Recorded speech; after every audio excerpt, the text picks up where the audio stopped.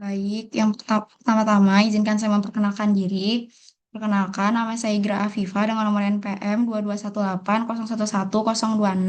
Di sini saya akan membahas materi tentang Pancasila sebagai dasar negara. Yang pertama itu ada pengertian Pancasila. Pancasila berasal dari bahasa Sanskerta yang terdiri dari dua kata, yaitu panca artinya lima dan sila artinya dasar, asas atau prinsip. Jadi Pancasila berarti lima dasar atau lima asas atau lima prinsip. Makna Pancasila sebagai dasar negara yaitu makna Pancasila sebagai dasar negara adalah Pancasila digunakan sebagai dasar oleh negara dalam mengatur pemerintahan dan penyelenggaraan negara. Selain itu, arti Pancasila sebagai dasar negara juga dapat dimaknai dengan dijadikannya Pancasila sebagai pedoman dan prinsip dasar dalam kehidupan. KBBI mendefinisikan Pancasila sebagai dasar negara serta falsafah bangsa dan negara Republik Indonesia yang terdiri atas 5 sila, yaitu yang pertama, ketuhanan yang Maha Esa. Yang kedua, kemanusiaan yang adil dan beradab. Tiga, persatuan Indonesia. Yang keempat, kerakyatan yang dipimpin oleh hikmat kebijaksanaan dalam permusyawaratan perwakilan.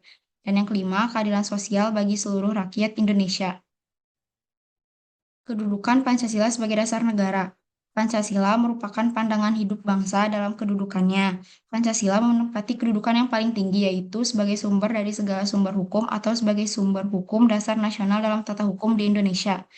Menurut Ruslan Saleh, fungsi Pancasila sebagai sumber segala sumber hukum mengandung arti bahwa Pancasila berkedudukan sebagai yang pertama, ideologi hukum Indonesia. Yang kedua, kumpulan nilai-nilai yang harus berada di belakang keseluruhan hukum Indonesia.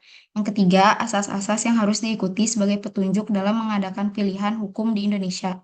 Yang keempat, sebagai suatu pernyataan dari nilai kejiwaan dan keinginan bangsa Indonesia juga dalam hukumnya. Lalu, menurut M. Syamsuddin dan kawan-kawan, kedudukan Pancasila dapat ditinjau dari yang pertama itu aspek historis.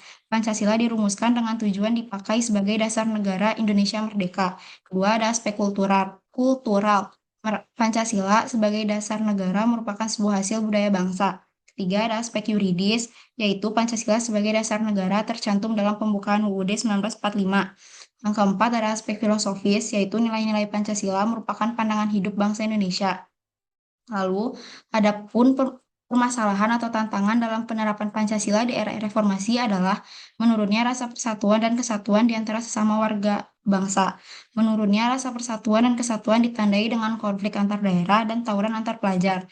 Adapun solusi yang bisa dilakukan adalah dengan yang pertama, menanamkan sifat kekeluargaan. Yang kedua, menegakkan hak asasi manusia. Yang ketiga, peduli kepada orang lain. Yang keempat, menjunjung tinggi demokrasi. Dan yang kelima, tidak melakukan perbuatan yang dapat memecah persatuan seperti ekstremisme, egoisme, terorisme, sukuisme, dan rasialisme. Sekian dari saya. Kurang lebihnya mohon maaf. Assalamualaikum warahmatullahi wabarakatuh.